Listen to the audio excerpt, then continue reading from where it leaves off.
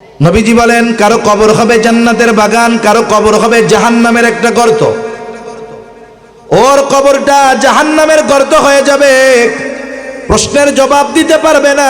আল্লাহ তাআলার পক্ষ থেকে ঘোষণা আসবে, কাযাবা আবদি কাযাবা আবদি। এভাবে আমাদের সকলকে এক সময় আলমে বরজখে চলে যাওয়া লাগবে। একটা সময় পৃথিবীর কোনো মানুষ এই দুনিয়ায় থাকতে পারবে না, নির্দিষ্ট একটা সময় পর্যন্ত। ইসরাফিল আলাইহিস সালাম সেই সময়ের অপেক্ষায় আছেন, আল্লাহ তাআলার নির্দেশের অপেক্ষায়।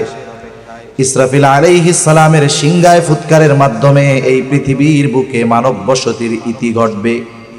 আল্লাহ তাআলা বলেন, ওয়ানুফিখা ফিস সূরি ফাসাইকা মান ফিস সামাওয়াতি ওয়া মান ফিল আরদ ইল্লা মান শাআল্লাহ সুম্মা নুফিখা ফীহি উখরা ফাইদা হুম কিয়ামুন ইয়ানদুরুন।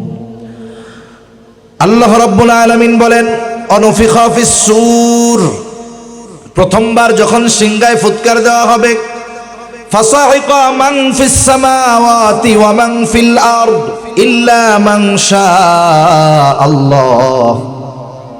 আল্লাহ তাআলা বলেন, ওই সিংহায় ফুৎকারের আওয়াজে ফাসাইকা মান ফিস সামাওয়াতি ওয়া মান ফিল আরদ, আসমান এবং জমিনের মাঝে যত প্রাণী আছে, যত প্রাণ আছে, সিংহায় ফুৎকারের আওয়াজে প্রথমে তারা অজ্ঞান হয়ে যাবে। তাফসিরে মাআরিফুল কোরআন সহ সব তাফসিরের মধ্যে এসেছে, ওই বিকট আওয়াজে প্রথমে সবাই অজ্ঞান হবে, এরপরে সকলের মৃত্যু ঘটে যাবে। তার মানে সর্বশেষ মানুষটাও দুনিয়ার জগৎ থেকে আলমে বরজখের বাসিন্দা হয়ে যাবে। এখন এই আলমে বরজখে আমাদের মেয়াদকাল কতদিন? সর্বোচ্চ মেয়াদকাল আল্লাহ ভালো জানে, তবে সর্বনিম্ন মেয়াদকাল কতদিন হবে?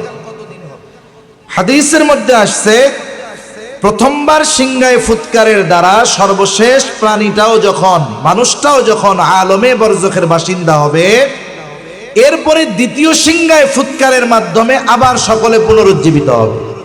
এই যে দুই সিংহায় ফুৎকারের মধ্যবর্তী সময়টা হলো একটা মানুষের জন্য সর্বনিম্ন আলমে বরজখে অবস্থানের মেয়াদকাল। এখন এই দুই সিংহায় ফুৎকারের মাঝে ব্যবধান কত সময়? তাফসীরের মধ্যে এসেছে হাদিসের আলোকে যে দুই সিংহায় ফুৎকারের মাঝে ব্যবধান হবে কমপক্ষে 40,000 বছর। কত বছর? 40,000 বছর। সুম্মা নুফিখা ফীহি উখরা ফাইদা হুম কিয়ামুন ইয়ানদুরুন। এই সুম্মার মধ্যে পার হয়ে যাবে 40,000 বছর। দ্বিতীয়বার সিংহায় ফুৎকার যখন দেওয়া হবে, প্রত্যেকের অবস্থান স্থল থেকে উঠে দাঁড়িয়ে যাবে, ডানে বামে তাকায় দেখতে থাকবে কি অবস্থা। কুরআনুল কারীমে আল্লাহ তাআলা আরেক জায়গায় বলেন, ওয়ানুফিখা ফিস সূরি ফাইদা হুম মিনাল আজদাসি ইলা রাব্বিহিম ইয়ানসিলুন। এখানে দ্বিতীয়বার সিংহায় ফুৎকার উদ্দেশ্য। এই সিংহায় ফুৎকার দেওয়ার পরে প্রত্যেকের অবস্থান স্থল থেকে উঠে যাবে, ইলা রাব্বিহিম ইয়ানসিলুন, সকলেই তাদের রবের দিকে ছুটতে থাকবে, সকলেই রবের দিকে ছুটতে থাকবে। অবস্থাটা কেমন হবে? নবীজি সাল্লাল্লাহু আলাইহি ওয়াসাল্লাম বলেন, কিয়ামতের দিন সকলকে যখন পুনরুত্থিত করা হবে, সকলে কবর থেকে উঠবে, এইবার সকলে বিবস্ত্র অবস্থায় থাকবে। আয়েশা সিদ্দিকা রাদিয়াল্লাহু তাআলা আনহা বলেন, ইয়া রাসূলুল্লাহ, একজন কি আরেকজনের দিকে তাকাবে না? মানুষেরা কি লজ্জা পাবে না? নবীজি বলেন, আয়েশা, মানুষ এতটা ভীত চিন্তিত থাকবে যে একজন আরেকজনের দিকে তাকানোর কথা চিন্তাও করবে না। অনেক সময় আবহাওয়ার সাথে সাথে মানুষের মনের অবস্থাও পরিবর্তন হয়। যেমন আপনি সকাল 9টা 10টা 11টার দিক, একেবারে পরিষ্কার আকাশ, ঝলমলে রোদ, এই সময় দেখবেন মনের অবস্থা একরকম, কিন্তু 10 মিনিটের মধ্যে হঠাৎ করে দেখা গেল গোটা আকাশ কালো মেঘে মেঘাচ্ছন্ন হয়ে গেছে। এত পরিমাণ মেঘ মনে হচ্ছে রাত্র নেমে গেছে। এই সময়টা আপনি এই 5-10 মিনিটে আবহাওয়ার পরিবর্তনে দেখবেন মনের মধ্যেও একটা পরিবর্তন চলে আসে, চিন্তা, শায়রে ঝড় আসতেছে, মেঘ আসতেছে, একটা ভয়ানক অবস্থা সৃষ্টি হয়ে যায়। কিয়ামতের ময়দানে বিচার কার্য কিছুই শুরু হয় নাই, শুধুমাত্র হাসরের ময়দানের অবস্থা আবহাওয়া অবলোকন করে মানুষের পরিস্থিতি এমন হবে যে যার কবরে আযাব ছিল সে মনে করেছিল এটা জাহান্নাম, হাসরের ময়দানে উঠে সে মনে করবে কবরে আমি আরামে ঘুমিয়েছিলাম। এজন্য আল্লাহ রাব্বুল আলামিন বলেন, মানুষেরা বলবে ক্বালু ইয়া ওয়াইলানা মান বাআসানা মিন মারকাদিনা হাযা মা ওয়া'আদার রাহমানু ওয়া সাদাকাল মুরসালুন। মানুষেরা বলবে, হায় দুর্ভোগ, কে আমাদেরকে আমাদের অবস্থান স্থল থেকে জাগিয়ে দিল? মান বাআসানা, কে আমাদেরকে জাগিয়ে দিল? জাগানো যায় কাকে? বলে যে ঘুমিয়ে থাকে তাকে, ঠিক কিনা বলেন? এইবার ফেরেশতারা অথবা মুমিনরা জবাব দিবে। দেখেন, আগের অবস্থা কষ্টের ছিল, কিন্তু হাসরের ময়দানের অবস্থা দেখে আগের অবস্থাটাকে সে মনে করতেছে আমি ঘুমায়াছিলাম। মুমিনরা অথবা ফেরেশতারা জবাবে বলবে, হাদা মা ওয়া'আদার রহমান, এটাই হলো দয়াময়ের সেই প্রতিশ্রুত দিবস, যেই দিবসের ওয়াদা তিনি দিয়েছিলেন। এটাই তো রবের সেই প্রতিশ্রুতি। ওয়া সাদাকাল মুরসালুন, ওনার প্রেরিত মহামানবেরা রাসূলগণ এই দিবসের সত্যায়ন করেছিলেন। এটাই সেই দিবস যেই দিবসের এক নাম হলো ইয়াউমুল কিয়ামা, যেই দিবসের এক নাম হলো ইয়াউমুল হাসর, একত্রিতকরণ দিবস। এই দিবসের এক নাম ইয়াউমুল জাযা, এটাই হলো সেই প্রতিদান দিবস, যেই দিবসে মানুষকে দুনিয়ার কর্মের পূর্ণ প্রতিদান যিনি প্রদান করবেন তিনি কে? দুনিয়ায় একটা মানুষ যদি সব ভালো কাজ করে, এই ভালো কাজের পূর্ণ প্রতিদান আল্লাহ তাআলা তাকে দুনিয়ায় দেন না, দুনিয়ায় দেওয়া সম্ভব না। যারা খারাপ কাজ করে, অপরাধ করে, এই দুনিয়াতে তাদের ওই কর্মের পূর্ণ প্রতিদান আল্লাহ দেন না, দেওয়া সম্ভব নয়। এজন্য আল্লাহ তাআলা কোরআনুল কারীমের এক জায়গায় বলেন, ওয়া ইন্নামা তুওয়াফাউনা উজুরাকুম ইয়াউমাল কিয়ামাহ, কিয়ামতের দিন আল্লাহ তাআলা প্রত্যেককে তার কর্মের পূর্ণ প্রতিদান প্রদান করবে। এই দিবসটা হলো ইয়াউমুল জাযা, প্রতিদান দিবস। এখন আল্লাহ তাআলা একটা সময় বিচার করবে, মানুষের কর্মের হিসাব নেওয়া হবে। একটা সময় মানুষেরা প্রথমত দুই ভাগে বিভক্ত হয়ে যাবে। আল্লাহ তাআলা বলেন, ফারীকুম ফিল জান্নাহ ওয়া ফারীকুম ফিস সাঈর। একটা দল জান্নাতি আর এক দল জাহান্নামী। জান্নাতি জান্নাতে চলে যাবে, জাহান্নামী জাহান্নামে যাবে। জাহান্নামে দুই দল, এক দল বেঈমান যারা অনন্তকাল জাহান্নামে থাকবে, আর এক দল ঈমানদার, তবে দুনিয়ায় গুনার কাজ করছে, ঈমান কোনোমতে নিয়ে মরছে। এই লোকটাও শাস্তি ভোগ করে এক সময় জান্নাতে যাবে। এখন জান্নাতি জান্নাতে গেল, হাসরের ময়দানে কেউ কাউকে চিনবে না, কেউ কাউকে খুঁজবে না, বরং পরিচিত কারো মুখোমুখি হওয়া সে পছন্দ করবে না।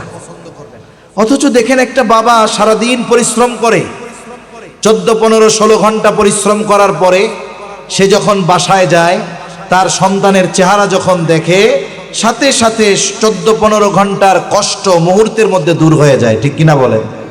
শহরে পরিশ্রম করে 1 মাস পর বাসায় যখন আসে, কত কষ্ট, নিজে রান্না করে খায়, 5-6 ঘন্টা ঘুম হয় না, যত কষ্ট হোক, বাড়িতে যখন এসে 3 দিন থাকে, সন্তানের চেহারা দেখে, মা বাবার চেহারা দেখে, স্ত্রীর চেহারা দেখে, গোটা মাসের কষ্ট মুহূর্তের ভিতরে চলে যায়, ঠিক কিনা বলেন? তাহলে দুনিয়াতে আমরা কষ্ট দূর করার জন্য, চিন্তা দূর করার জন্য সন্তানদের দেখতে চাই, আর কিয়ামতের মুসিবত এমন, ওইখানে কষ্ট দূর করার জন্য সন্তানকে কেউ দেখতে চাবে না, মা বাবাকে কেউ দেখতে চাবে না, বরং ওই দিন মা বাবাকে দেখা, সন্তানকে দেখা, স্ত্রীকে দেখা তার জন্য আরো কষ্টের কারণ হয়ে যাবে। আল্লাহ তাআলা ওই দিনের অবস্থা তুলে ধরে বলেন, ইয়াউমা ইয়াফিরুল মারউ মিন আখিহি ওয়া উম্মিহি ওয়া আবিহি ওয়া সাহিবাতিহি ওয়া বানিহি লিকুল্লি ইমরিইন মিনহুম ইয়াউমাইযিন শা'নুন ইউগনি। আল্লাহ তাআলা বলেন, কিয়ামতের দিন ভাই ভাইয়ের থেকে পলায়ন করবে, ওয়া উম্মিহি ওয়া আবিহি, পিতা মাতার থেকে পলায়ন করবে, ওয়া সাহিবাতিহি ওয়া বানিহি, স্ত্রী সন্তানদের থেকে পলায়ন করবে। এমনও মানুষ আল্লাহ তাআলার কাছে বলবে, আল্লাহ আপনি গোটা পৃথিবীর সব মানুষকে জাহান্নামে দিয়ে হলেও আপনি আমাকে জান্নাত দিয়ে দেন। কেউ কাউকে চিনতে চাইবে না, খুঁজবে না, দেখা হোক চাবে না। কিন্তু ওই লোকটাই যখন জান্নাতে যাবে তখন সে দুনিয়ায় যার সাথে একদিন দেখা হয়েছে তাকেও খুঁজবে যে কি ওই লোকটা জান্নাতে আছে কিনা। জান্নাতে গিয়ে সে সবাইকে খুঁজবে, কিন্তু সে সবাইকে জান্নাতে পাবে না। তাফসীরে ইবনে কাসীরের মধ্যে আসছে আল্লাহ রাব্বুল আলামিন জান্নাতি এবং জাহান্নামীদের মধ্যে দেখা এবং কথার ব্যবস্থা করে দিবেন। জান্নাতি জাহান্নামীদেরকে দেখতে পাবে, জাহান্নামী জান্নাতীদেরকে দেখতে পাবে। কেমনে দেখবে? আধুনিক বিজ্ঞানের কল্যাণে এটা আমাদের জন্য বোঝা আরো সহজ। আপনার আত্মীয় আছে সৌদি আরবে, আপনার আত্মীয় আছে আমেরিকায়। আপনি যদি এখন তার অবস্থা দেখতে চান 2-4-10 দিন লাগবে না, 2-4-10 সেকেন্ডের মধ্যে মোবাইলে দেখা যায় কি যায় না? যেই আল্লাহ মানুষের মাথায় এমন মেধা দিয়ে দিলেন, বুদ্ধি দিয়ে দিলেন, ওই আল্লাহ জান্নাতীদেরকে জান্নাতে অবস্থানরত অবস্থায় জাহান্নামীদের অবস্থা দেখাতে পারবেন কি পারবেন না? জান্নাতীদেরকে জাহান্নামীদের দেখার ব্যবস্থা করে দেওয়া হবে। স্বাভাবিক বিষয় কি? মনে করেন এই মজলিসে লোক যদি আরো বেশিও থাকতো, আমার পরিচিত লোক যিনি হইতেন, আমি তাকানোর সাথে সাথে তাকে চিনে ফেলতে পারতাম। জান্নাতি যখন জাহান্নামের দিকে তাকাবে, সেও তাকায়া তার পরিচিত মানুষকে চিনে ফেলবে। দেখবে যে কাছের মানুষ, বন্ধু বান্ধব, আত্মীয় স্বজন, একই স্কুলে পড়তো, একই বাজারে ব্যবসা করতো, সে জাহান্নামে পড়তেছে আর সে এখন জান্নাতে আরাম করতেছে। এ দৃশ্য দেখবার পর জান্নাতি আল্লাহর দরবারে কৃতজ্ঞতার মাত্রা বাড়িয়ে দিবে। আল্লাহর কাছে বলবে, আল্লাহ আপনি যদি আমার উপরে দয়া না করতেন, হয়তো আজকে তার সাথে আমাকে জাহান্নামে থাকা লাগতো। এবার জাহান্নামীরা জান্নাতীদেরকে দেখতে পাবে। এইবার দেখে পরিচিত জন দেখবে, বন্ধু বান্ধব, আত্মীয় স্বজন জান্নাতের নাজ নেয়ামত ভোগ করতেছে। এইবার তারা আফসোস করবে, আহারে দুনিয়ার সব সময় যদি ওই মানুষগুলোর সাথে কাটাইতাম, তাদের কথাগুলো যদি শুনতাম, আরে বাড়ি তো পাশাপাশি ছিল, পাশাপাশি তো ব্যবসা করতাম, একই মসজিদেই তো নামাজ পড়তাম, একই বাজারেই তো বাজার করতাম, কিন্তু জীবনের সব সময়গুলো যদি তার মতো চলতাম, আজকে আমিও ওর সাথে জান্নাতে থাকতে পারতাম। এইবার এই কথা চিন্তা করে সে আফসোস করবে। আর আফসোস এমন এক জিনিস যেটা মানুষের কষ্ট বৃদ্ধির কারণ হয়ে দাঁড়ায়। আফসোসে কষ্ট হয় না? মানুষের কষ্ট হয় তো। মনে করেন আপনার উন্নতি, অগ্রগতি, সমৃদ্ধি, অর্থনৈতিকভাবে হোক, সম্মানের দিক দিয়ে হোক, অন্যান্য দিক দিয়ে হোক, আপনার এই উন্নতি সবার জন্য আনন্দের কারণ হবে না। কিছু আল্লাহর বান্দার মনে আগুন ধরার কারণ হবে কি হবে না? এবার দেখেন, আপনি তো তারে মারেনও নাই, কিছু করেন নাই, কিন্তু আপনার এই কষ্ট, আপনার এই উন্নতি তার কষ্টের কারণ হয়ে গেছে অলরেডি। এজন্য আফসোস এটা মানুষের কষ্ট বাড়ার কারণ হয়। কষ্টের মাত্রা ঠিক আছে, কিন্তু অনুভবটা বেড়ে যায়।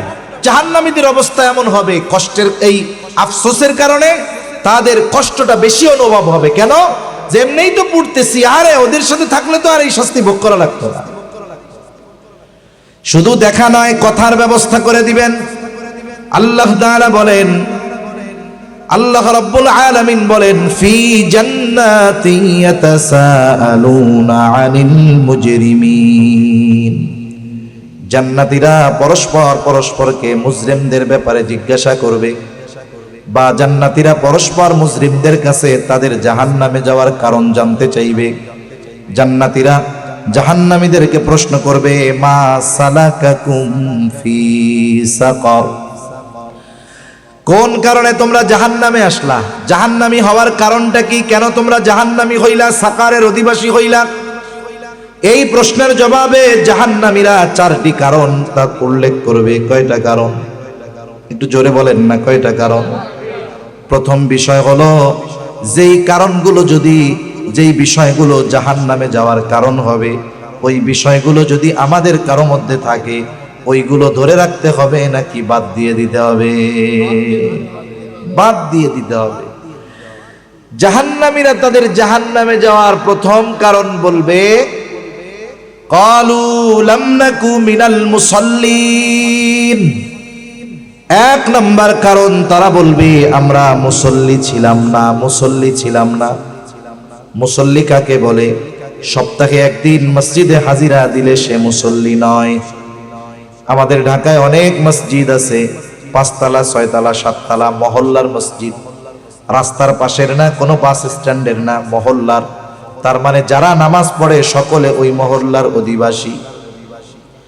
6 তলা 7 তলা মসজিদ ভরে যায়, আবার রাস্তায় আরো ওই রকম 2 মসজিদের লোক নামাজ পড়ে, সব মহল্লা। জুমার দিন ভরপুর, ওই জুমার দিন আসরের নামাজে দেখা যায় মসজিদের নিচের তালাই ভরে না। তার মানে বোঝা গেল কি, যে যারা সপ্তাহে একদিন নামাজ পড়তে আসে এরা প্রকৃত মুসল্লি নয়। প্রকৃত মুসল্লি হলো শত ব্যস্ততা থাকার পরেও যেই মানুষগুলো নামাজকে ছেড়ে দেয় না, নামাজ ত্যাগ করে না, এই মানুষগুলো হইল আসল মুসল্লি। আর আসল মুসল্লির হৃদয়ের সাথে মসজিদের সাথে একটা সম্পর্ক থাকে। মসজিদের সাথে আসল মুসল্লির হৃদয়ের একটা সম্পর্ক থাকে। রাসূল আকরাম সাল্লাল্লাহু আলাইহি ওয়াসাল্লাম হাদিসের মধ্যে আসছে 7 শ্রেণীর মানুষ আরশের ছায়ায় স্থান পাবে। যেই দিন কোথাও কোনো ছায়া থাকবে না আল্লাহ তাআলার আরশের ছায়া ছাড়া। এই 7 শ্রেণীর মানুষের মধ্যে এক শ্রেণীর মানুষ হলো রাজুলুন কলবুহু মুআল্লাকুন ফিল মাসাজিদ। আরেক বর্ণনায় আসছে রাজুলুন কলবুহু মুআল্লাকুম বিল মসজিদ, অর্থাৎ ওই ব্যক্তি 4 অন্তর মসজিদের সাথে সম্পৃক্ত ছিল। তার মানে সে সব সময় মসজিদের মধ্যে থাকতো, বিষয়টা এমন নয়, বরং যখনই নামাজের সময় হতো তার হৃদয়টা মসজিদের দিকে ছুটে যাইত। ফজর পড়ে বের হয়েছে, তার অন্তরে চিন্তা জোহর আমার মসজিদে গিয়ে পড়তে হবে, নামাজ পড়তে হবে। এই চিন্তাটা তাকে আরশের নিচে ছায়ার ব্যবস্থা করে দিবে। সুবহানাল্লাহ, এইগুলা খাঁটি মুসল্লি। আর মানুষ যে নামাজ পড়ে না, নামাজ না পড়ার অনেক কারণ আছে। বিশেষ করে মানুষ নামাজ না পড়ার অন্যতম কারণ হলো সে তার কর্মকে প্রাধান্য দিয়ে নামাজ পড়ার সময় পায় না। কৃষক কৃষিকাজ করেন, কৃষিকাজের দোহাই দিয়ে ব্যস্ততা দেখিয়ে নামাজ পড়েন না। বাজার বড়, দোকানদার দোকানদারি করেন, দেখা যাবে মসজিদ মার্কেটে দোকান, কিন্তু বেচারার জুমার নামাজও নসিবে হয় না।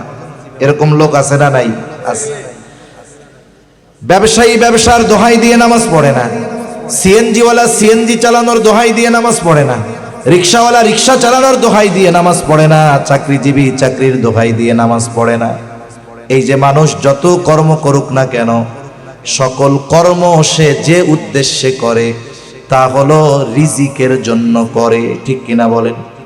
রিজক এটা ব্যাপক অর্থবোধক শব্দ, জীবন উপকরণ। ধরেন টাকা, কারণ আমাদের প্রবাদ হলো টাকায় বাঘের চোখ মিলে, ধরলাম রিজিকটা টাকা। তার মানে এই রিজক উপার্জনের জন্য, টাকা উপার্জনের জন্য সে নামাজ পড়তে পারে না। একটু বুঝে থাকলে জবাব দেন। যেই রিজিক অন্বেষণ করতে গিয়ে নামাজ পড়ার সুযোগ পায় না অথবা নামাজ পড়ে না, ওই রিজিকের মালিক যিনি, তিনি কে?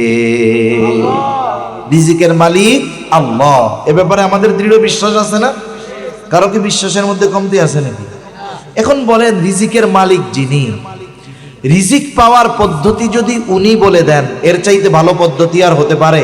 এর চেয়ে আর ভালো পদ্ধতি হইতে পারে না।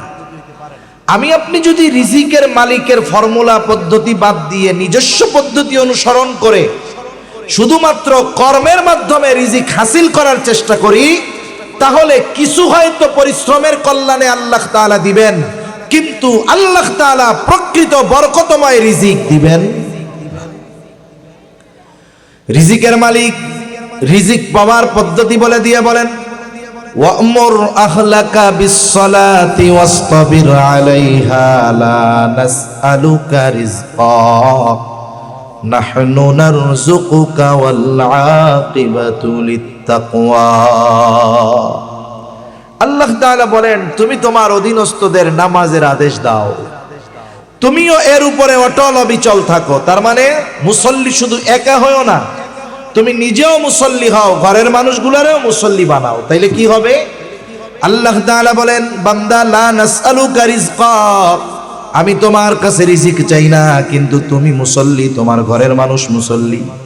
আল্লাহ তাআলা বলেন, নাহনু নারযুকুকা মুসল্লি হওয়ার কারণে আমি আল্লাহ তোমাকে বরকতময় রিজিক দিয়ে দিব। এর বাস্তবিক দৃষ্টান্ত অনেক দেওয়া যাবে। যেমন অনেক সময় অনেক প্রবাসী ভাই বিভিন্ন সময় মেসেজ করে, হোয়াটসঅ্যাপে মেসেজ করে, হুজুর দোয়া করেন। কেন? এত ইনকাম করি হুজুর, টাকা পয়সা থাকে না। তা কয়েকজনকে জিজ্ঞাসা করছি এরকম যে টাকা পয়সা থাকে না, বদ অভ্যাস আছে নাকি কোনো? কারণ বিদেশে গেলে কয়েকটা বদ অভ্যাস মানুষের মধ্যে কাজ করে। একটা হলো বোতল খাওয়ার বদ অভ্যাস, একটা হলো জুয়ার বদ অভ্যাস, আর একটা হলো নারীর বদ অভ্যাস। কোন প্রবাসী যদি এই তিনটা বদ অভ্যাস পরিত্যাগ করতে পারে তাহলে মোটামুটি সে কিছু টাকা পয়সা নিয়ে আসতে পারবে। আর যদি এই বদ অভ্যাস ত্যাগ না করতে পারে, ও যত পরিশ্রম করুক ওর টাকা পয়সা টিকবে না। বলে না হুজুর আস্তাগফিরুল্লাহ, বিড়ি সিগারেটও খাই না, নামাজ কালাম ঠিকঠাক মতো পড়েন। হুজুর এইগুলাই, এই ছাড়া আর কোনো কাজ নাই, ডিউটি করি, নামাজ কালাম 5 ওয়াক্ত ঠিক মতো পড়ি। তাও কয়েকজনকে জিজ্ঞাসা করছি, আপনি তো পড়েন, আপনার বাড়ির অবস্থা কি? বলে হুজুর দুঃখের বিষয়, আর কি কমু, খুব পছন্দ করে মা বাপ বিয়া দিছিল, শুনছিলাম তো একেবারে রাবেয়া বসরি, কিন্তু বিয়া করে আনার পরে দেখি এটা তসলিমা নাসরিনের সাইজ। বিবাহের আগে কি ছিল? রাবেয়া বসরি ছিল, মানে নামাজ কালাম কিছুই ছাড়ে না, তাহাজ্জুদ গুজারি। বিবাহের পরে দেখি এটা নামাজ কালাম ধরেই না। বাচ্চা কাচ্চা হইছে, ছেলে মেয়ে কথা শুনে না, নামাজ কালাম তো বহুদূর, হুজুর যা পাঠাই সব শেষ হয়ে যায়। আমি বললাম আপনি তো ছিদ্র কলসে পানি ঢালতেছেন, কিয়ামত পর্যন্ত হায়াত পাইয়া ঢালতে থাকবেন, কিন্তু বরকত হবে না। কিন্তু এখন বাস্তবিক উপমা, একজন আলেমের দিকে তাকান, একটা মাদ্রাসার শিক্ষকের দিকে তাকান, মসজিদের ইমাম সাহেবের দিকে তাকান, কয় টাকা বেতন দেওয়া হয়? আর এই বাজারে তাকে যে বেতন দেওয়া হয় বাস্তবিক অর্থে এটা দিয়ে অনেক পরিবারের 1-2 দিনও চলবে না, ঠিক কিনা বলেন? আবার এই বাহানা সামনে নিয়ে হুজুরদের বেতন কম দেওয়ার ধান্দা করা যাবে না। একজন হুজুরের কাছে এসে দোয়া চাই, হুজুর মাসে 1 লাখ টাকা বেতন পাই, 4 জন মানুষ, চলে না, মাস শেষে ঋণ করা লাগে। হুজুর চিন্তা করছে এখন একটু বেতনটা বাড়ানোর সুযোগের কথা পাইছি। এবার বলে আমার বেতনটা তো 10,000, আমার কেমনে চলবো, বেতনটা একটু 12,000, 14-15 করেন। না হুজুর আপনাদের টাকায় বরকত আছে হুজুর। এইটা হলো শয়তানি মার্কা কথা। এটা কি মার্কা কথা? না দেওয়ার দামদার। এরপরেও তাদেরকে সর্বোচ্চ যতটুকু দেওয়া হয়, এই বাজারে ভালো খাওয়া পরা এটা আসলেও পসিবল না, সম্ভব না, ঠিক কিনা বলেন? কিন্তু এরপরেও আল্লাহ তাআলা চালিয়ে নেন। কেমনে চলে? এটা আজীব এক ব্যাপার। বলেন তো কোন ইমামের ঘরে স্ত্রী আছে নাকি যেই স্ত্রী বা তার স্ত্রী নামাজ পড়ে না? আছে এরকম? কোন ইমামের বউ আছে যেটা নামাজ পড়ে না? বোঝেন নাই কথা? আছে এরকম কারো ঘরে? এরকম জবাব দেন না কেন? নাকি এ ওয়াজ চলে না? কথা বুঝতে পারেন নাই? আপনারা তো সে কোন এলাকার লোকের মতো হয়েছেন কমু, খালি মাথা জাগেন কেন? জবাব দেন না মুখ দিয়া। কোন ইমাম সাহেবের স্ত্রী আছে এই দুনিয়ায় যেই ইমামের স্ত্রী নামাজ পড়ে না? আছে? এই তো আশেপাশে হুজুররা আছেন, ওলামায়ে কেরাম যারা আছেন তারাও তো কন্যা, তার মানে মাঝে মধ্যে আপনাকে মনে হয় নামাজ বাদ দেয়। আপনারা তো কমপক্ষে জোর গলায় বলবেন হ্যাঁ পড়ে বা বাদ দেয় না। কোন ইমামের মা বাবা আছে যে নামাজ কালাম পড়ে না? আছে? কোন ইমামের সন্তান আছে যে নামাজ পড়ে না? মাদ্রাসার শিক্ষক আছে যার স্ত্রী সন্তান কন্যা নামাজ পড়ে না? এরকম নাই, বরং ওইগুলা দাঁড়ানো শেখার আগে আল্লাহকে সেজদা দেয়, ওগুলো প্যান্ট পরা শেখার আগে আল্লাহকে সেজদা দেয়। যে যার ঘরে এইরকম নামাজি আছে সেই ঘরের মানুষের রিজিকের জিম্মাদারি নিবেন না আল্লাহ তাআলা, এটা হতে পারে? বাস্তবে এই জন্যই অল্প হলেও আল্লাহ তাআলা বরকতময় রিজিক তাদের দান করে। তাহলে দুনিয়ায় রিজিক অন্বেষণের জন্য যারা নামাজ পড়ে না বাস্তবে হলো তারা বোকা। যারা রিজিক অন্বেষণের সাথে সাথে যদি আল্লাহ তাআলার এই আদেশ যথাযথভাবে মান্য করত, উপার্জন যদি কম হতো, ওই কম উপার্জনে যিনি বরকত দিয়ে দিতেন তিনি কে? এজন্য যারা কর্মের দোহাই দিয়ে নামাজ পড়ে না, এই মানুষগুলোর মতো বোকা আর কেউ নাই। আখিরাতের কথা এক পাশে রাখেন, দুনিয়া পাওয়ার আশায় হলেও নামাজ শুরু করে দেন। যাদের ঘরে নামাজি নাই, ঘরের মানুষগুলোকে নামাজি বানান, কমপক্ষে দুনিয়া পাওয়ার আশায় তো শুরু করেন। এরপরে এক সময় এটা আখিরাতের দিকে এমনিই ডাইভার্ট হয়ে যাবে ইনশাআল্লাহ। আবার রাসূলুল্লাহ সাল্লাল্লাহু আলাইহি ওয়াসাল্লাম বলেন, আউয়ালু মা ইউহাসাবু বিহিল আবদু ইয়াউমাল কিয়ামাতিস সালাহ, কিয়ামতের দিন সর্বপ্রথম নামাজের হিসাব নেওয়া হবে। হাদিসের মধ্যে আসছে, যার প্রথম হিসাবটা সহজ হয়ে যাবে তার জন্য বাকি হিসাব যিনি সহজ করবেন তিনি কে? স্বাভাবিক পরীক্ষার হলে নিয়মটা এরকম, একজন একটা প্রশ্নের উত্তর প্রথমে নির্ভুলভাবে লিখছে, নির্ভুলভাবে লেখার পরে কি দেখা যায় যে প্রথমটা ভালো হইলে পরের গুলা খারাপ হইলেও ভালো মার্ক পাওয়া যায়। আবার দেখেন, যেই ছেলেটা মাদ্রাসার লেখাপড়া ঠিক রাখে, একেবারে সব পড়ালেখা তার ঠিক, এখন পড়ালেখা ঠিক হওয়ার পরে ওস্তাদ ওই ছাত্রটা যদি শাস্তিযোগ্য কোনো অপরাধ না করে, একটু দুষ্টমিও যদি করে, কিন্তু দুষ্টমিটা যদি শাস্তিযোগ্য অপরাধ না হয়, অনেক কিছু আছে ওস্তাদ দেখেও না দেখার ভান করে, ঠিক কিনা বলেন? একজনের হেফজখানায় পড়ে, সবক ঠিক আছে, 7 সবক ঠিক আছে, আমুখতা ঠিক আছে, পিছনের পড়াগুলো সব মুখস্থ আছে, ভালো মতো লেখাপড়া করে, সব ঠিক মতো দেয়, ও যদি একটু দুষ্টমি করে, উল্টাপাল্টা করে, যেটা শাস্তিযোগ্য নয়, ওইগুলো ওস্তাদ দেখার পরেও না দেখার ভান করে যে না পড়ালেখা তো ঠিক আছে, ঠিক কিনা বলেন? কিন্তু যেটার লেখাপড়া ঠিক নাই, ও যদি প্রস্রাব করার জন্য 1 নম্বরের ছুটি চায়, আসলেও প্রস্রাব ধরছে, হুজুর কি কইব, এই বয়সে ডায়াবেটিস হয়েছে, খালি একটু পরপর মুততে যায়, অথচ 3-4 দিনে একবারও ভয়ে মুতের জন্য ছুটি নেয় না। কিন্তু একবার যখন ছুটি চায় তখন ওস্তাদের চোখে পড়া যায়, কেন? বলে ওর মূলটা ঠিক নাই, এই জন্য, ঠিক কিনা বলেন? একটু উল্টাপাল্টা চলতে দেখলেই তখন চোখে পড়ে লেখাপড়া ঠিক নাই, আবার ঢ্যাং ঢ্যাঙায় লাফায় লাফায় চলতেছে। আহা, একজনের মূল ঠিক, তার অনেক কিছু দেখেও ওস্তাদ না দেখার ভান করে, আরেকজনের মূল ঠিক নাই, ওর সবগুলোই কঠোরভাবে ওস্তাদ ধরে। কিয়ামতে বুজুর্গানে দিন বলেন এরকম হবে, যার নামাজের হিসাব সহজ হয়ে যাবে, বাকিগুলো আল্লাহ দেখেও না দেখার ভান করে বলবে যা তোরে মাফ করে দিলাম। সুবহানাল্লাহ। সেজন্য এই দুনিয়ায় রিজিক যদি পেতে হয়, প্রকৃত মুসল্লি হওয়ার বিকল্প আর কোনো কিছু নাই। আখিরাতে যদি নাজাত পেতে হয়, জান্নাতে যেতে হয়, ঈমানের পরে বাস্তবিক অর্থে মুসল্লি হওয়া ছাড়া কোনো উপায় নাই। তাহলে জাহান্নামীরা 1 নাম্বার কারণ বলবে লাম নাকু মিনাল মুসাল্লিন, আমরা মুসল্লি ছিলাম না, ওরা মুসল্লি নয়, আমরা মুসল্লি হব। 2 নাম্বার ওয়ালাম নাকু নুতঈমুল মিসকিন, ওরা বলবে আমরা মিসকিন নিঃস্ব যারা, তাদেরকে খানা খাওয়াইতাম না। খানা খাওয়ানো এটা ফজিলতের কাজ। কেউ যদি কোনো ধনীকে খানা খাওয়ায়, কোনো গরিব, একেবারে আল্লাহর সন্তুষ্টির জন্য, যার খাবারের প্রয়োজন নাই, তাকেও যদি আল্লাহর জন্য কেউ খাওয়ায়, বলেন তো সওয়াব আছে না নাই? এখন বলেন, যার খাবারের প্রয়োজন আছে, ক্ষুধার্ত, তাকে খাওয়াইলে সওয়াব বেশি না কম? যার খাবারের প্রয়োজন নাই তাকে খাওয়ালে, যদি আল্লাহর জন্য খাওয়ালে যদি সওয়াব হয়, যার খাবারের প্রয়োজন তাকে খাওয়ালে সওয়াব কমপক্ষে দ্বিগুণ। 1 নাম্বার খাওয়ানোর কারণে সওয়াব, 2 নাম্বার ওই খাবারটা তার প্রয়োজন ছিল, প্রয়োজন মেটানোর সওয়াবও সে পেয়ে যায়। আর নবীজি হাদিসের মধ্যে বলেন, যখন এক মুমিন অপর মুমিন ভাইয়ের কোনো প্রয়োজন মিটিয়ে দেয়, আল্লাহ তাআলা ওই ব্যক্তির দুনিয়া আখিরাতের প্রয়োজন মিটিয়ে দেয়। আবার যদি প্রতিবেশী হয় অভুক্ত, ক্ষুধার্ত, দরিদ্র, তাহলে তার খাবারের ব্যবস্থা করা, এটা একজন মুমিনের ঈমানের দাবি। নবীজি বলেন ওই ব্যক্তি মুমিন নয় যে নিজে পেট পুরে খায়, তার প্রতিবেশী অভুক্ত থাকে। এজন্য আমরা প্রতিবেশীর দিকে খেয়াল রাখবো। অসহায় দরিদ্র যারা আছে, ক্ষুধার্ত যারা আছে, মিসকিন যারা আছে, আমার আপনার অ্যাবিলিটি যতটুকু আছে আমি ওই ক্ষুধার্তদেরকে খাবার দিব, বলেন ইনশাআল্লাহ। আবার দেখেন, দাওয়াত দিয়ে খাওয়াইলে ফজিলত আছে না নাই? আত্মীয় স্বজন দাওয়াত দিয়ে খাওয়াইলে ফজিলত আছে না? আপনার ছেলের বিয়ে দিবেন, মেয়ের বিবাহ দিবেন, দাওয়াত দিছেন, আত্মীয় স্বজন খাওয়ালে ফজিলত আছে তো? এখন খাওয়ানোর পরে যদি টেবিল পাইতা বৈশা থাকে, ওই জায়গায় ফজিলত আছে না? কেন নাই? টাকা পয়সা তো আছে, এই জায়গার ফজিলত তো নগদ। এটা খুব খারাপ এক ধরনের কাজ। দাওয়াত দিয়ে টাকা তোলা, এটা হলো ভদ্র ধরনের ডাকাতি, স্মার্ট ডাকাতি আমরা বলতে পারি, ঠিক কিনা বলেন?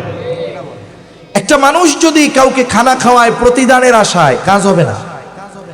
অনেক মানুষ আছে সুদের উপরে টাকা নিয়ে এই ধরনের আয়োজন করে, চিন্তা করে 2 লাখ ব্যয় করলাম, যে কয়জনের দাওয়াত দিছি, টাকা যা উসুল হবে তাতে আরো 1 লাখ ব্যবসা হবে।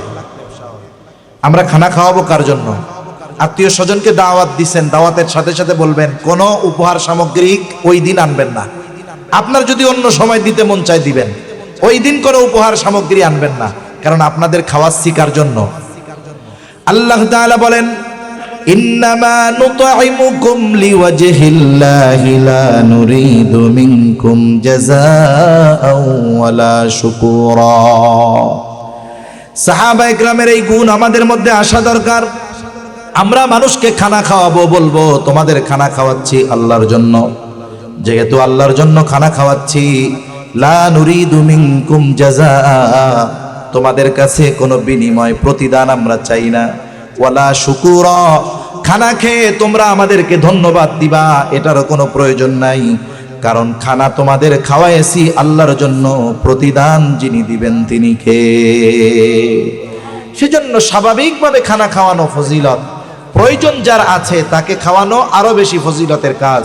জাহান্নামীরা বলবে আমরা মিসকিনদেরকে খানা খাওয়াইতাম না, আর আমরা মিসকিন অসহায়দের খানা খাওয়াবো ইনশাআল্লাহ। বলেন, একজন আসছে, সে যদি খানা চায়, আপনি 5 টাকার একটা রুটি কিনে দিলেন, আপনার কাছে টাকা নাই, আমার কাছে নাই, আর একজনে বললাম যে ভাই 5টা টাকা দাও, একটা রুটি কিনা দাও, তাহলে সে খাওয়াইয়া ফজিলত পাইল, আর আমি তাকে সুপারিশ করার মাধ্যমে সমপরিমাণ সওয়াবের মালিক হয়ে গেলাম। 3 নাম্বার কারণ, জাহান্নামীরা বলবে ওয়া কুন্না নাখুদু মাল খাইদিন, অনর্থক অহেতুক মজলিস, যেখানে উল্টা পাল্টা অহেতুক কথাবার্তা হতো, ওই ধরনের মজলিসে আমরা বসে থাকতাম। কোন মুফাসসির বলেন এমন মজলিস যেখানে ইসলামের বিরুদ্ধে বলা হয়, যেখানে গুনাহ হয়, ওই ধরনের মজলিসে আমরা আমাদের সময় অতিবাহিত করতাম। আপনাদের এলাকায় চায়ের দোকান আছে না? চার দোকানে আড্ডা আছে না? একটা মানুষ যদি অনেক ভালো চা বানায়, অধিকাংশ ক্ষেত্রে তার দোকানে যদি একটা টিভি না থাকে, তার ব্যবসায় লালবাতি, কেউ গিয়ে বসে না ওইখানে। আর চার দোকানে আমাদের যুবক ভাইরা গিয়ে বসে না, সব বসে দাড়ি পাকা চামড়া ঘোষানো মানুষগুলা। ওইখানে গিয়ে একবারে তীক্ষ্ণ নজরে গোটা হায়াতের টেলিভিশন দেখার কাজা চায়ের দোকানে গিয়ে তারা আদায় করে। কত ব্যস্ত, দীর্ঘ সময় টেলিভিশন দেখে আদায় করতেছে কাজা, চা খায়, দেখে, নামাজের জায়গা মসজিদ পাশে যায় না। সেই জন্য যুবকরা চিন্তা করছে, যেহেতু আমাদের মুরব্বীরা ওই জায়গায় আছে, ওই জায়গায় গিয়ে আমাদের আর চা খাওয়ার উপায় নাই, এই জন্য ওনারা মোবাইলের আমল শুরু করছে। এই যে চায়ের দোকানে যতগুলো মজলিস হয়, বলেন তো ওইখানে তো ঈমান আমলের কথা হয়, ঠিক কিনা? কিসের কথা হয়? যত গীবত, মিথ্যা কথা, অন্যের দোষ, একমাত্র জবানের যত গুনাহ আছে সবগুলোই চার দোকানের মধ্যে হয়, ঠিক কিনা বলেন? কত মানুষ আছে প্রত্যেক দিন দিনের অর্ধেক সময় কাটিয়ে দেয় ওই সব দোকানে। মুরব্বী মানুষ, জিজ্ঞাসা করবেন এত সময় চার দোকানে থাকেন কেন? উনি বলবে যে ভাই সময় কাটে না, এই জন্য আছি। এখন ওলামায়ে কেরাম চিন্তা করলো, ওনার যেহেতু সময় অনেক, তাইলে কিছু সময় আল্লাহর রাস্তায় দেওয়ার জন্য তাশকিল করি। এখন কয়েকজন মিলে গিয়ে ধরছে যে চাচা, আপনার ছেলে তো ঢাকা আছে, বিদেশে আছে, আপনার তো কাজকর্ম নাই, চার দোকানে সময় কাটান, তো এক কাজ করেন, আল্লাহর রাস্তায় এক চিল্লা সময় দেন, দেখবেন যে লাফায় উঠে কয় দুর্মিয়া, আমার মতো ব্যস্ত লোক আর দুনিয়ায় আর কেউ নাই। এরকম লোক তো আপনাদের এলাকায় আলহামদুলিল্লাহ নাই। একটু চিন্তা করেন তো, আল্লাহর দেওয়া যত নেয়ামত এই পৃথিবীতে আছে, দামি দামি নেয়ামত গুলোর মধ্যে সবচাইতে দামি নেয়ামত হায়াত। ঈমান তো আছে, এরপরে সবচেয়ে দামি নেয়ামত কি? হায়াত, মানে সময়, মানে টাইম। হায়াতের কদর কত?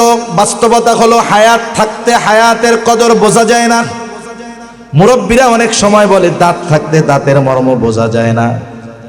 হায়াতের মূল্য বুঝতে পারে সে, যার চোখ দুটো বন্ধ হয়ে যায় সে। মানুষ হায়াত ফুরিয়ে যাওয়ার পর, ইন্তেকাল করার পর, মারা যাওয়ার পর, আল্লাহর কসম, সন্তান, স্ত্রী, মা বাবা, ধন দৌলত কোনো কিছুর জন্য আফসোস করে না, শুধুমাত্র হায়াতের জন্য আফসোস করে। ওই মানুষগুলো মরার পরে আল্লাহর কাছে দরখাস্ত করে, কিন্তু আমরা শুনতে পারি না। আল্লাহ শুনে, কি বলে? বলে ফায়াকুলা রব্বি লাউলা আখরতানি ইলা আজালিন করিব ফাআসাদ্দাক ওয়া আকুম মিনাস সালিহিন। একটু সময় চাই, বলে আল্লাহ রে, যদি একটু অবকাশ দিতেন, একটু সময় দিতেন, দুনিয়ায় পুনরায় ফিরে যাবার, আমার সম্পদ থেকে দান সাদকা করতাম, এত বেশি নেকের কাজ করতাম, ওয়া আকুম মিনাস সালিহিন, আমি নেককার সৎকর্মশীলদের অন্তর্ভুক্ত হয়ে যাইতাম। একটু সময় দেন না, বলেন তো ওই সময় কি আল্লাহ 1 সেকেন্ড সময় দিবে কাউকে? অথচ যেই 1 সেকেন্ড সময়, কিছু মুহূর্ত সময় মানুষ মৃত্যুর পরে আল্লাহর কাছে কামনা করবে, সেই সময়টা এখন আমাদের কাছে আছে, সেই সময়টা আমাদের কাছে আছে। এজন্য অনুরোধ থাকবে যে আমরা আমাদের সময়গুলোকে বেহুদা পার করব না। হাকিমুল উম্মত আশরাফ আলী থানভী রহমাতুল্লাহি আলাইহি বলেন যে 2 ধরনের মজলিস ছাড়া বাকি সব মজলিসগুলো বিপজ্জনক। একটা হলো দ্বীনি মজলিস, এই ধরনের দ্বীনি মজলিস, এটা মসজিদে হতে পারে, মাদ্রাসায় হতে পারে, কোনো মাহফিলে হতে পারে, এই ধরনের মজলিস। দ্বিতীয় হলো দুনিয়াবি উপকারী মজলিস। অনেক মজলিস আছে দুনিয়ার কল্যাণের কথা বলা হয়, সমাজ উন্নয়নের কথা বলা হয়। এই ধরনের মজলিস ছাড়া বাকি যত মজলিস আছে সব মজলিসগুলা মানুষের জন্য বিপদের কারণ হয়ে দাঁড়াতে পারে। এজন্য তারা বলবে ওই অনর্থক মজলিসে যারা লিপ্ত থাকতো, কথাবার্তায় লিপ্ত থাকতো, তাদের সাথে আমরা থাকতাম। 4 নম্বর কারণ বলবে ওয়া কুন্না নুকাদ্দিবু বিয়াউমিদ্দিন, আমরা কিয়ামতের দিবসকে অস্বীকার করতাম। আগের 3টা যদি কোনো ইমানদারের মধ্যে ত্রুটি থাকে তাহলে সে ক্ষণস্থায়ী জাহান্নামী, কিন্তু 4র্থ দোষটা যদি কারো মধ্যে থাকে সে চিরস্থায়ী জাহান্নামী। কারণ মুফাসসিরিনে কেরাম এজন্য বলেন এখানে প্রথম উদ্দেশ্য হলো কিয়ামতকে অস্বীকার করতাম, দ্বিতীয় কথা হলো আমরা কিয়ামতের ব্যাপারে উদাসীন ছিলাম। একটা হলো অবিশ্বাস, অবিশ্বাস করলে সে বেঈমান, আর একটা হলো বিশ্বাস করে কিন্তু এই ব্যাপারটা নিয়ে তেমন চিন্তা ভাবনা নাই। আছে না এরকম মানুষ, আখিরাত নিয়ে চিন্তা নাই। কিন্তু বাস্তবতা হলো একটা মানুষ দুনিয়ায় ভালো কাজ করার পূর্ণ শক্তি তখনই অর্জন করে যখন সে আখিরাতের প্রতি দৃঢ় বিশ্বাসী হয়। এজন্য অনেক হাদিসে, অনেক আয়াতে আল্লাহ তাআলা তার বিশ্বাসের সাথে সাথে আখিরাতের বিশ্বাসকে স্পেসিফিক ভাবে উল্লেখ করেছেন, আলাদাভাবে উল্লেখ করেছেন। যেমন এক হাদিসের মধ্যে আছে মান কানা ইউমিনু বিল্লাহি ওয়াল ইয়াউমিল আখির, যে আল্লাহর প্রতি বিশ্বাস রাখে, আখিরাতের প্রতি বিশ্বাস রাখে, ফাল ইউকরিম দাইফাহু, সে যেন মেহমানের কদর করে। দেখেন এখানে আরো কিছু বিশ্বাসের কথা তো থাকার কথা, কিন্তু আল্লাহ তাআলা তার আর আখিরাতের এই 2টা কেন উল্লেখ করছেন? কারণ আল্লাহর প্রতি বিশ্বাসের সাথে সাথে যেই ব্যক্তির আখিরাতের প্রতি সুদৃঢ় বিশ্বাস থাকে তাহলে ওই ব্যক্তির দুনিয়ার কর্মগুলো অটোমেটিক ভালো হয়ে যায়। সুবহানাল্লাহ। যেমন নবীর আনুগত্যের কথা বলতে গিয়ে আল্লাহ তাআলা কি বলেন? লাকাদ কানা লাকুম ফি রাসূলিল্লাহি উসওয়াতুন হাসানাহ লিমান কানা ইয়ারজুল্লাহা ওয়াল ইয়াউমাল আখির। আল্লাহ তাআলা বলেন অবশ্যই রাসূলের জীবন আদর্শের মধ্যে তোমাদের জন্য উত্তম আদর্শ রয়েছে। এখন এই আদর্শ আসলে কাদের জন্য? আল্লাহ তাআলা বলেন লিমান কানা ইয়ারজুল্লাহা ওয়াল ইয়াউমিল আখির। আল্লাহ তাআলা বলেন যে আল্লাহর প্রতি এবং আখিরাতের ব্যাপারে আশাবাদী।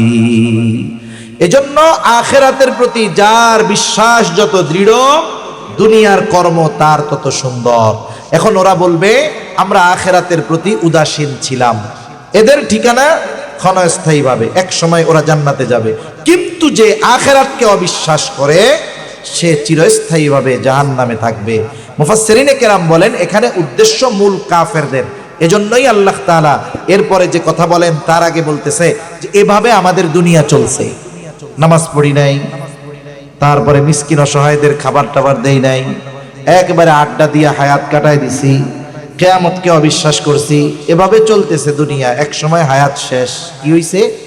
বলে হাত্তা আতানাল ইয়াকিন, দৃঢ় সত্যের আগমন ঘটলো। মৃত্যুকে দৃঢ় সত্য বলা হয়েছে।